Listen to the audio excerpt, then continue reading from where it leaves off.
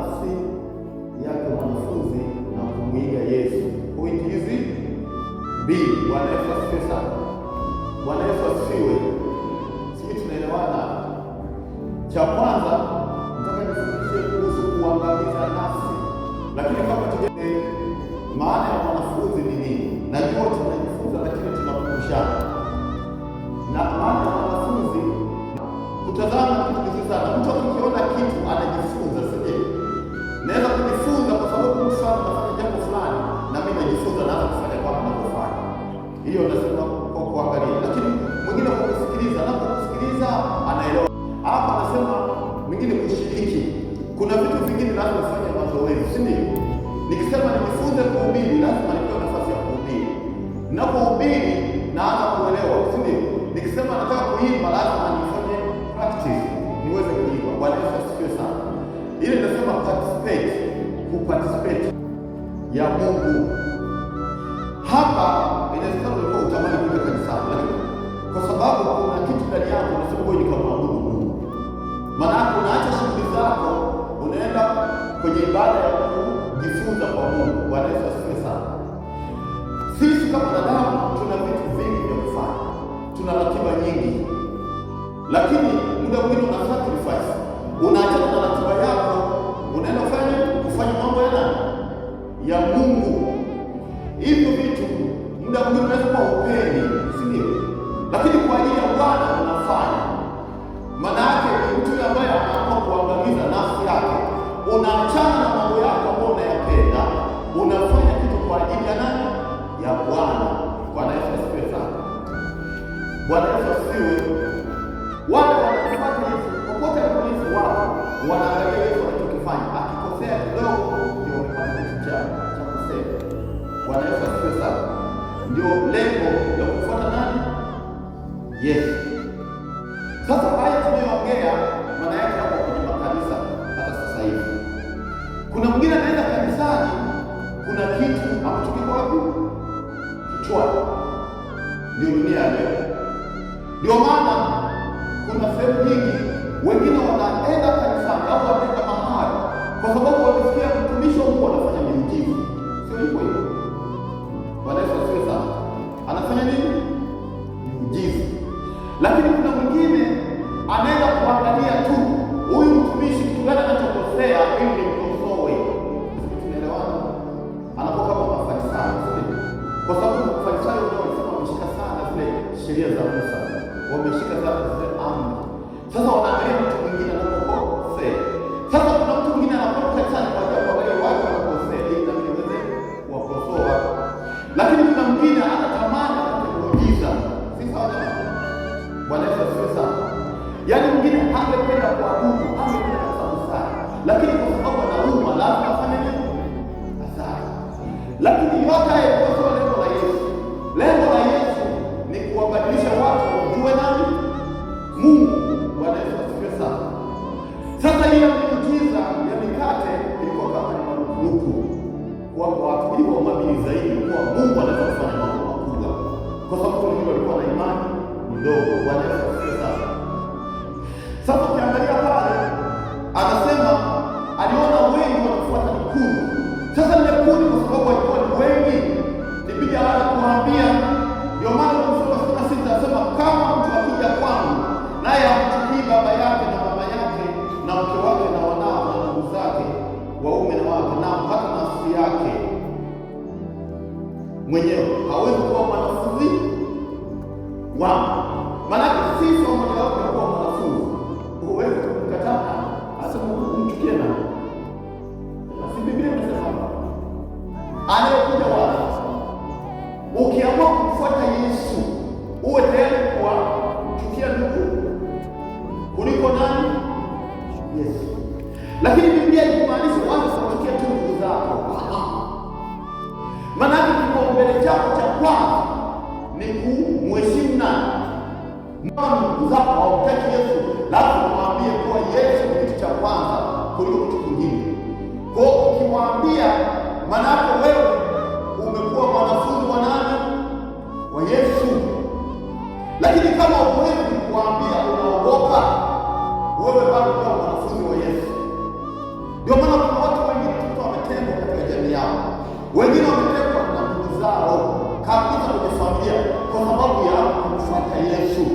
lakini waliosimama hawajarudi nyuma, wamesimama moja kwa moja na Yesu, na Yesu ndiye anayewatetea.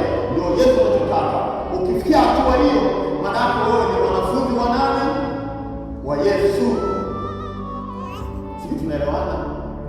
Bwana Yesu asifiwe. Bwana Yesu asifiwe. Bwana Yesu asifiwe. Ukiwa mwanafunzi wa Yesu, maana yake kuna vitu vingine sacrifice. Ndio maana sema pale kujiangamiza na nafsi yako. Ndio maana sema hata nafsi yake mwenyewe. Maana yake wewe mwenyewe ujikane kwa ajili ya Yesu. Sasa kujikana wewe ni mchezo. Maana yake unaacha vitu vyako. Tusije kwa ajili ya kunywa magoti. Tusije kwa sababu Mungu atanisaidia katika kazi. Sijui Mungu ataninua na kuwa na baraka kubwa. Yaani usio kipaumbele. Hivyo Mungu anaachilia. Mungu anachotaka umtambue yeye, kumwabudu Mungu. Ndio Mungu anachotaka. Ndio maana wanadamu sasa tunahangaika. Sio tunahangaika. Mtu mwingine anatafuta muujiza aende huku, aende huku. Lakini hatutaki kumwabudu Mungu. Mungu anataka kae ndani yetu. Ndio maana sema yeye ni hekalu la Mungu. Anataka kae ndani yetu. Mungu akikaa ndani ya mtu, atakuongoza, atakushauri, atakusimamia kwa chochote kile, atakuwa pamoja na wewe. Kama ni biashara atakushauri, kama ni magonjwa atakwambia fanya moja mitatu, niombe nikupe kwa ajili ya sana. Kama kwa ajili kuna shida fulani atakusaidia kwa sababu yuko ndani yako. Bwana Yesu asifiwe sana. Bwana Yesu asifiwe. Tusubiri tukipata changamoto ndio tunaenda kutatua changamoto, lakini inakuwa ni kazi kutafuta Yesu. Ndio maana ukiangalia sasa hivi watu wengi wanapenda maombezi, si ndio? Lakini mtu akienda kaombewa kapona, anamwacha nani? Hamwabudu Mungu wala hakumu kabisa. Mwenye anataka ni kuombewa pone, aendelee na safari yake, ndio hao kundi. Lakini Yesu ndio lake anataka yeye akae ndani yako. Yaani wewe unajisikia kabisa na Yesu wako ndani. Nilizungumza kitu kimoja, nikisema mtu kama mjamzito anajisikia sana mtoto ndani, si ndio? Yaani wewe ukiwa na Yesu lazima usikie kabisa Yesu yuko wapi? Ndani. Bwana Yesu. Uwe kubeba msalaba, uwe kuwa mwanafunzi, uwe tayari kulipa gharama. Mtu aliyejiangamiza nafsi yake anataka kubeba msalaba. Maana uko tayari kupata aibu kwa ajili ya nchi. Uko tayari kupata aibu kwa ajili ya kufuata Kristo. Uko tayari kupata mateso kwa ajili ya kumwabudu Mungu aliye hai. Huo ndio msalaba tunasema. Ukiona watu wanaona aibu kujitambulisha kwa mimi nampenda Yesu, nimeokoka, maana hutaki kubeba msalaba. Kujawa wanafunzi.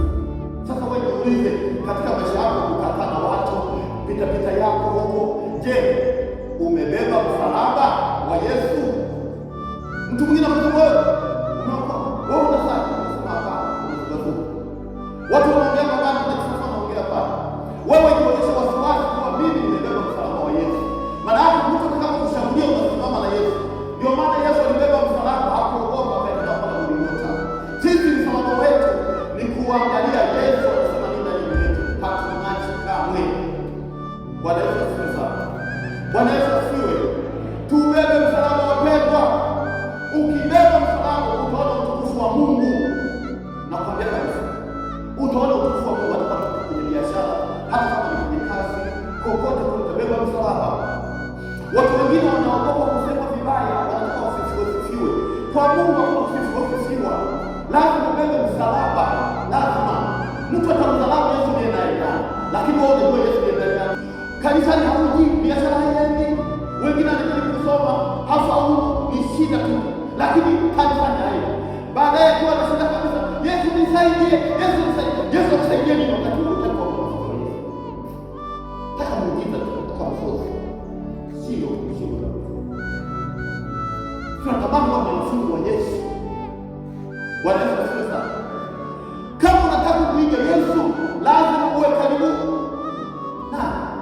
Ukitaka kuiga tabia zake, lazima uwe karibu na Mungu. Kama mimi nataka niwe kama Samuel, lazima uwe karibu na Samuel.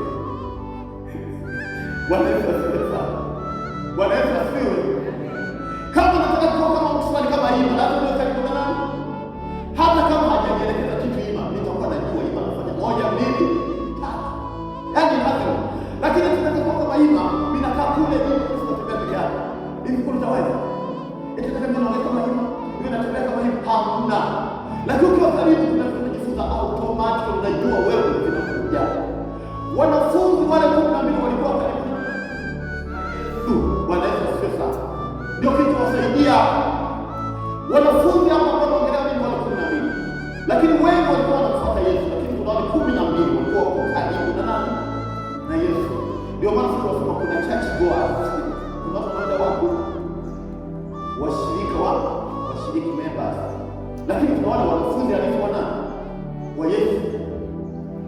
Uko unaenda kanisa, unaenda unarudi, mimi nienda kanisa, lakini tunaona wanatafuta Yesu kweli, wanahangaika, anatamani nifunze wapi nimekosea, wapi siendi vizuri, wapi mimi nataka niwe na ubiri, si ndio? Mimi natamani niwe nasoma neno la Mungu, mimi natamani niwe nabubujika katika maombi, si ndio? Mimi natamani nimhubiri Yesu. Anahangaika. Unapokuwa unahangaika, Mungu anashuka kwako, anakusaidia, anajua wewe una kiu. Lakini unakaa tu hivi kama zezeta, utakapozeeka. Ndio maana wengi wamekuwa maarufu wa dini. Mimi kanisa langu nimepeleka hospitali mwaka 1997. Nikasema hivi. Mimi kanisa sisi ninakusaidia kanisa wewe. Kanisa ndio kwenda mbele. Mshike Yesu. Inafika kipindi watu tunashika madhehebu, si ndio? Mimi kanisa hili sio kwa kuweka sana. Ninapokuwa kanisa. Yesu anataka moyo wako, anataka moyo wako. Uendane na yeye. Basi Biblia.